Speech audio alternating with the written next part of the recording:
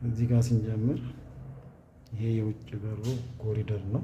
ከውጭ ስንገባ እዚህ ጋር የጥናት ክፍል አለችው። ይሄ ለልጆች ጥናት ለእንግዳም ይሆናል። ቀጣይ ደግሞ መኝታ ቤት የሰራተኛ ወይም እንግዳ መቀበያ መሆን ይችላል።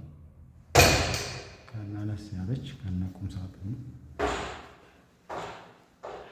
ይህን ይመስለው። ከዛ ስንወጣ ደግሞ እንደመጣን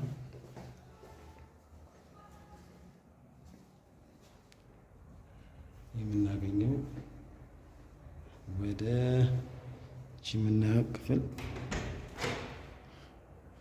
የጋራ ሽንት ቤት ነች። ማሞቂያ ያለው ይሄ እዚህ ጋር ውሃ ወደ ውጭ እንዳይወጣ ለብቻው ሻወር ሲወስድ ሰውን ገብቶ እጅ መታጠብ ይችላል። ቀጣይ መኝታ ቤት ነው። መኝታ ቤት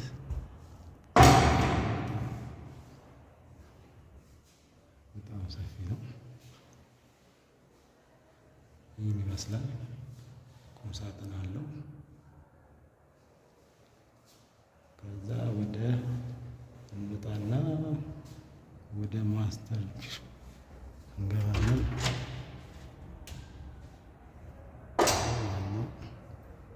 መኝታ ቤት ነው። ቁም ሳጥኑ የዚህ ቁም ሳጥን በጣም ሰፊ ነው።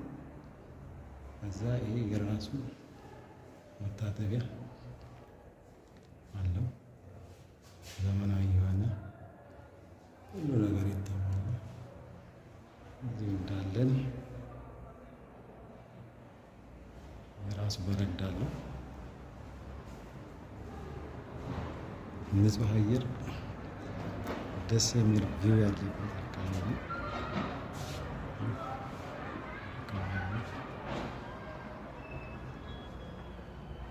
እንመጣለን።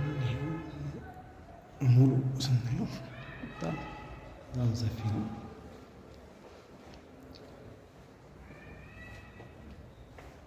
እዚህ ጋር ችኛዋ ለጫማ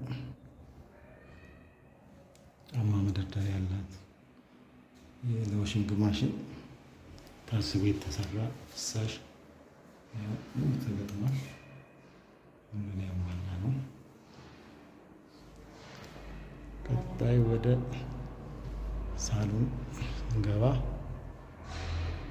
በዚህ በኩል ለተለምዶ ይሄ ኦፕን ኪችን ነች። ከዛ ዋናው ኪችን አለ። ኪችኑ ይህን ይመስላል። ሙሉ ሴራሚክ ግድግዳ የተሰራ ነው። በጣም ጽድት ያለ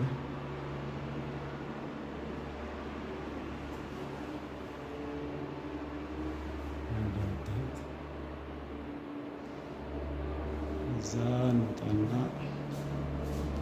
ወደ ሳሎን ሰፊ ሳሎን